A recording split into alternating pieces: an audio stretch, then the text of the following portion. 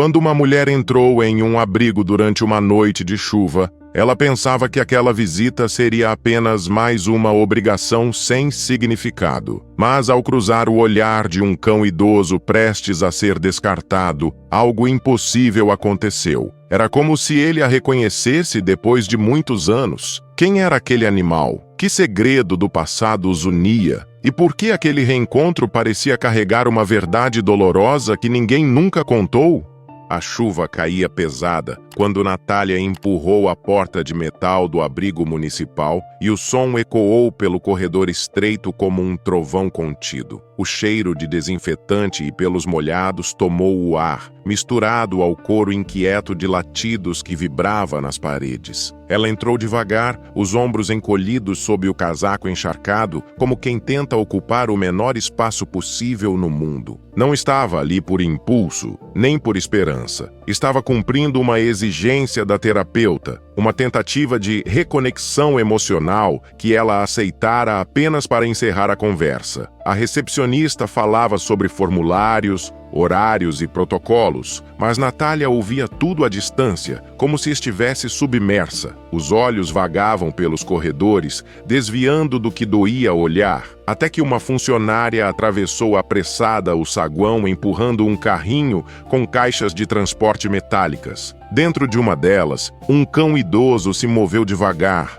apoiando a cabeça nas grades, o focinho branco de tempo e cansaço. O olhar dele encontrou o dela. Foi um instante curto, mas algo se apertou no peito de Natália. Uma sensação antiga, como se um fio esquecido tivesse sido puxado por dentro. O cão respirava com esforço, mas não desviava. Observava, reconhecia, ou parecia reconhecer. A ala do fundo vai ser esvaziada hoje à noite, murmurou a funcionária, sem perceber o impacto das palavras. A frase ficou suspensa no ar, pesada. Natália engoliu seco. Ela não vinha para adotar, não vinha para sentir, não vinha para lembrar. Mesmo assim, seus pés começaram a se mover pelo corredor, guiados por aquele olhar âmbar, silencioso, um chamado vindo de um passado que ela jurou nunca mais tocar. Natália avançava pelos corredores estreitos, como quem atravessa um túnel que a conduz não apenas a outro setor do abrigo, mas a um tempo que tentou enterrar por anos. As luzes amarelas piscavam, projetando sombras fragmentadas nas paredes. Cada passo ecoava e tudo nela parecia querer parar, voltar, desistir. Ainda assim, aquele chamado a empurrava adiante. Quando chegou à ala dos não adotáveis, o ambiente mudou. O som dos latidos se dissipou, substituído por um silêncio denso, entrecortado por respirações cansadas e pequenos gemidos. Ali não havia visitas animadas, crianças curiosas, famílias conversando. Havia espera, fim de linha. Uma fileira de baias numeradas, algumas com placas vermelhas. Ela parou diante de uma. O cão estava lá, deitado, mas atento. Quando a viu, tentou levantar com esforço, as patas tremendo, como se o corpo estivesse preso ao chão por anos de peso invisível. A luz fraca iluminou a cicatriz acima do olho esquerdo, uma meia-lua pálida, marcada na pele como um lembrete que o tempo não conseguiu apagar. Natália sentiu a respiração falhar. Não podia ser coincidência. Não podia ser só semelhança. A ficha pendurada na grade balançou com a corrente de ar. Ela estendeu a mão com hesitação, os dedos trêmulos, como se tocar aquele papel fosse perigoso demais. O nome estava ali, escrito em tinta azul, já meio apagada. Ruffles. O mundo girou. O barulho dos ventiladores sumiu. O abrigo desapareceu. De repente, ela estava de novo no quintal do sítio do avô, o cheiro de terra molhada e grama invadindo a memória. Uma menina de 10 anos corria descalça, rindo, segurando um filhote marrom atrapalhado que tropeçava em si mesmo. O irmão mais novo vinha atrás, com uma alegria que parecia iluminar tudo ao redor. "Ele é rápido", o menino gritava. "É nosso super-herói", Natália dizia, girando o filhote nos braços. Ruffles. O nome veio de forma natural, quase uma brincadeira. Eles prometeram cuidar dele juntos. Prometeram nunca deixá-lo sozinho. Promessas feitas por crianças, mas que, para Natália, sempre tiveram o peso de um juramento. A memória seguinte não vinha com cores. Ela vinha com chuva, com gritos, com um muro alto, piso escorregadio, passos apressados,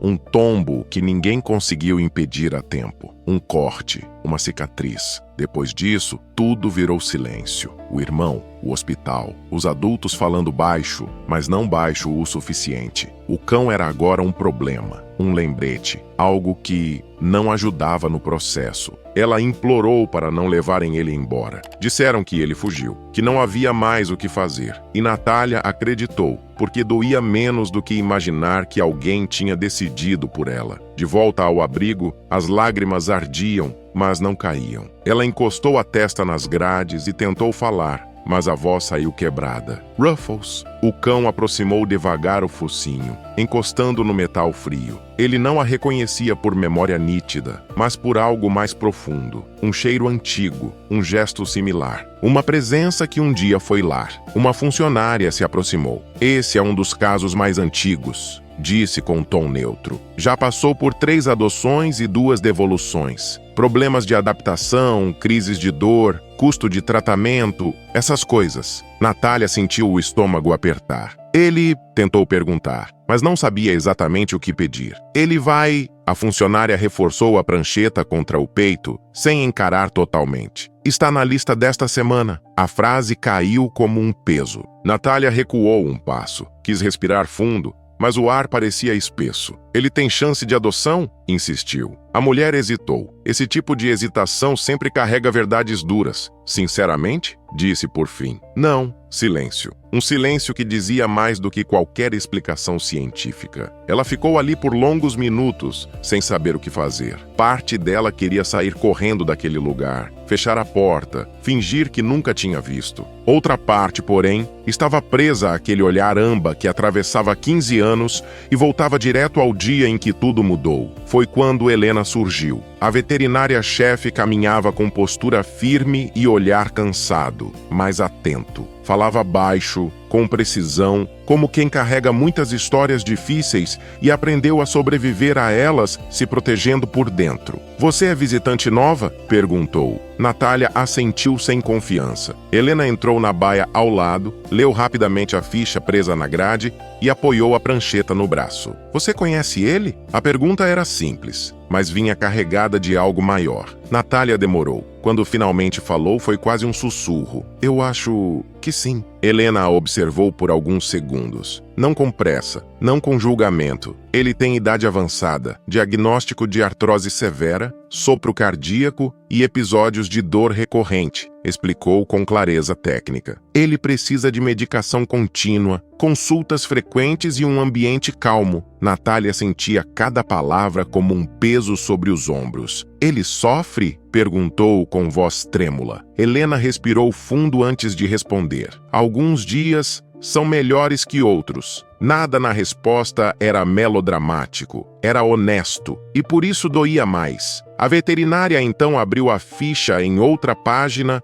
e apontou para datas, observações, registros feitos por mãos diferentes ao longo de anos. Ali estavam pedaços de vidas que ele viveu em lares temporários, períodos de abandono, breves esperanças e devoluções. Sempre devoluções. O abrigo está lotado, disse, serena, sem suavizar a verdade. Há prazo para cada caso. Animais idosos, com pouca chance de adoção, entram na lista prioritária. Prioritária soava como um nome delicado para algo muito mais cruel. Natália tocou a grade de novo, a mão trêmula, o coração em conflito. Tentou pensar com lógica, convencer-se de que era tarde demais, que não tinha tempo, dinheiro, estrutura, nem força emocional. Lembrou-se do que a terapeuta dizia sobre não assumir responsabilidades para preencher culpas antigas. Então Ruffles encostou a cabeça no metal e fechou os olhos por um instante,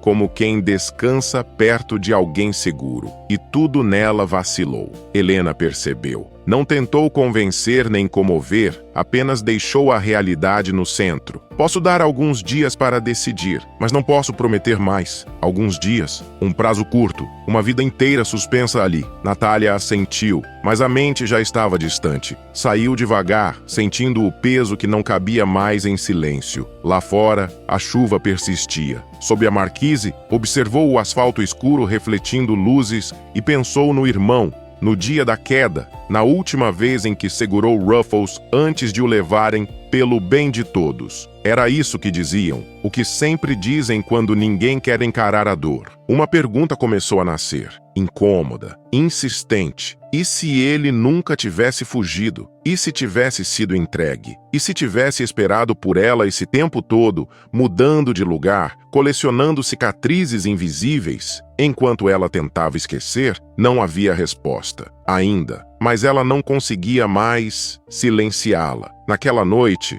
Natália não dormiu. Sentada no sofá, mãos no rosto, tentou organizar pensamentos que vinham em ondas. A casa parecia pequena demais. A vida, antes estável e segura, se desfazia diante de uma escolha. Se o assumisse, reabria feridas antigas. Se não, ele morreria. E com ele, talvez a última chance de reconciliação com a menina que um dia foi. Os dias seguintes passaram devagar, como se o tempo tivesse sido quebrado em pequenos fragmentos que Natália precisava atravessar um por um. Ela voltava ao abrigo todas as tardes, mesmo quando queria evitar. Dizia a si mesma que estava apenas acompanhando o caso, mas, na verdade, estava se aproximando mais, apesar do medo. A cada visita, Ruffles reagia de forma diferente. Em alguns dias, ele se levantava com esforço, abanando o rabo num movimento contido, como se quisesse parecer forte. Em outros, ficava deitado, respirando pesado, mas ainda atento, os olhos acompanhando seus passos como se temesse que ela desaparecesse de novo. Natália falava pouco. Às vezes apenas sentava perto da baia, as mãos enlaçadas, e ficava ali em silêncio. Outras vezes, sussurrava coisas que nunca tinha tido coragem de dizer. "Eu sinto muito", murmurou uma tarde, sem conseguir terminar a frase. Helena observava à distância. A veterinária percebia o vínculo se refazendo. Lento, doloroso, inevitável. Tentava manter distância profissional, mas havia algo naquela história que também tocava lugares seus. Numa das visitas, chamou Natália para a sala de exames. Sobre a mesa estavam os últimos laudos, pranchetas, resultados impressos, linhas tentando transformar dor em números. "O quadro dele é estável, dentro do possível", disse Helena, medindo as palavras. "Mas é irreversível", Natália assentiu. Já sabia. Helena continuou. "Ele pode ter alguns meses bons, talvez mais, talvez menos. Depende de como o corpo responde. E se você decidir levá-lo, precisa estar preparada para os dias difíceis. Não serão poucos." Natália respirou fundo. Pensou no apartamento pequeno, no trabalho sem folgas, nas contas atrasadas, numa vida prática que nunca coube em grandes gestos. "Eu não sei se consigo", confessou. Helena não tentou consolar. "Ninguém sabe", respondeu. E era a verdade, pesada como um universo inteiro. Nos dias seguintes, a tensão aumentou. O diretor do abrigo pressionava prazos, planilhas, listas, números que ignoravam histórias. "Precisamos liberar espaço. Novos resgates estão chegando. Casos graves. Filhotes." Ruffles era apenas uma linha prestes a ser riscada. Helena negociava tempo como quem segura areia nas mãos. Um dia aqui, um turno ali. Mas a maré era mais forte. Enquanto isso, Natália mergulhava no passado. Falou com a mãe pela primeira vez em meses. A conversa começou fria, tensa, cheia de pausas, até que fissuras antigas se abriram. "Ele não fugiu, não é?", perguntou. Silêncio do outro lado. Respiração contida. Então a voz quebrada. "Nós achamos que era melhor para você." A frase foi golpe e revelação. Havia culpa, havia medo, decisões apressadas numa casa em luto. Ninguém quis ser cruel, mas a dor permaneceu.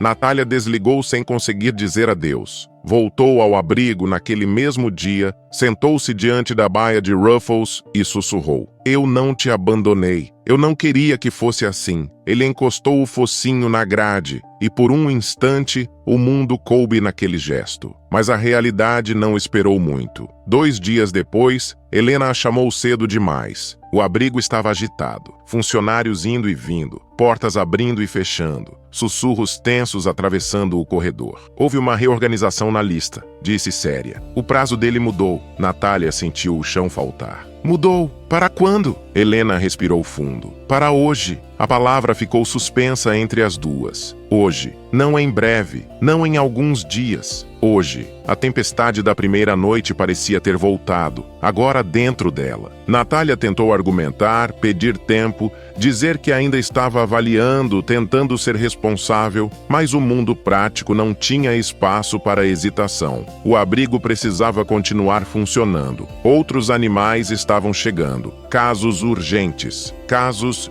prioritários. Ela caminhou pelo corredor como quem atravessa uma ponte prestes a desabar. Ruffles não estava mais na baia. O vazio no espaço fez o coração dela disparar. Onde ele está? Perguntou quase sem voz. Um funcionário apontou a porta ao fundo. Preparação, procedimentos, salas brancas, cheiro de álcool. Helena tentava conter o avanço burocrático, mas havia protocolos, autorizações, ordens da direção, e tudo parecia correr mais rápido do que o tempo humano conseguia acompanhar. O desespero cresceu. Não havia mais metáfora, não havia intervalo. Era agora, ou nunca. Dentro da sala, Ruffles estava deitado sobre uma manta limpa, levemente sedado, os olhos pesados, mas ainda atentos. Quando a viu, tentou erguer a cabeça. Reconheceu. Ainda era ela. Ainda havia tempo, mas não por muito. O funcionário segurava a prancheta.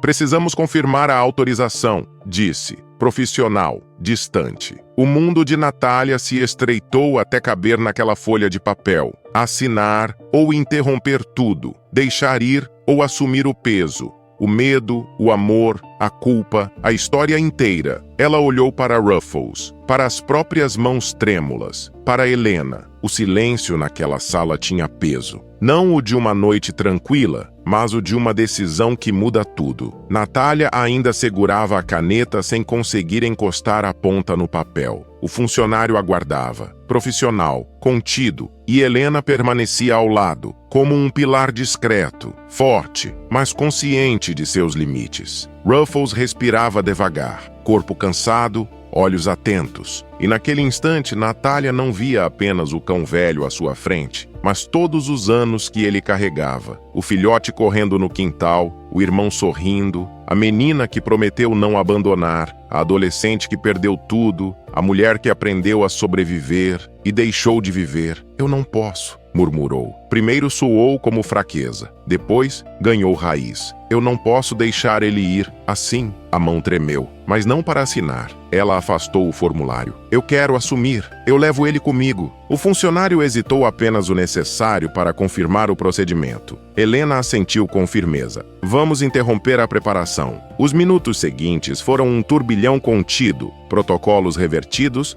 registros ajustados, medicamentos reorganizados. E no meio de tudo, algo delicado. Natália aproximou a mão do focinho de Ruffles. Ele encostou devagar, como no primeiro dia na baia, agora sem grades entre eles. Ela chorou em silêncio, não de desespero, mas de alívio antigo que enfim encontrava saída. Helena explicou medicação, transporte, os cuidados das próximas horas, a voz ainda técnica, mas atravessada por uma confiança respeitosa. Não era impulso, era escolha. Quando Ruffles foi acomodado na caixa acolchoada, Helena entregou uma pequena sacola com seus pertences. Coleira antiga, brinquedo gasto, papéis que o acompanharam por diferentes abrigos. São documentos antigos. Veja depois, com calma. Natália apenas acenou. Lá fora, o céu ainda guardava nuvens, mas a chuva cessara. O vento frio trouxe recomeço e vulnerabilidade.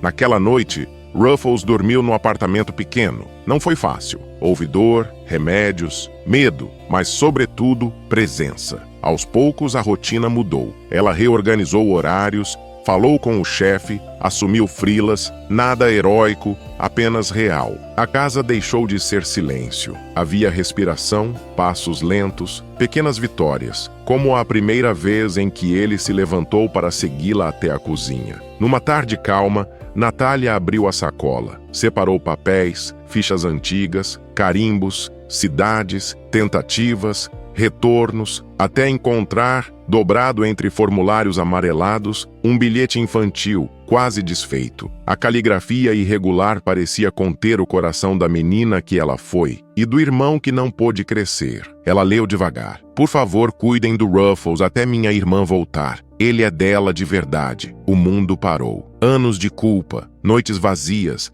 a crença silenciosa de que ela fora a causa de tudo. Nada apagava a dor, mas o bilhete mudava seu significado. O irmão não a culpava, nunca culpou. Ele acreditava nela. E essa confiança atravessara 15 anos para alcançá-la no único momento capaz de salvá-la de si mesma. Natália levou o bilhete ao peito. Chorou diferente. Um choro que libertava. À noite, sentou-se ao lado de Ruffles e o leu em voz baixa. Ele não entendia as palavras, mas entendia a voz, o gesto, a calma. Ele sabia que eu ia voltar. Ruffles encostou a cabeça no joelho dela. Ficaram ali, sem pressa, sem grades, sem mentiras. O tempo passou, meses talvez, dias bons, dias difíceis, manhãs de energia inesperada, noites em que Natália velava o medo, mas pela primeira vez desde a infância, não fugia, não anestesiava a dor, vivia com ela e a transformava. Quando, enfim, o corpo de Ruffles começou a se despedir, Helena estava lá, sem sala fria,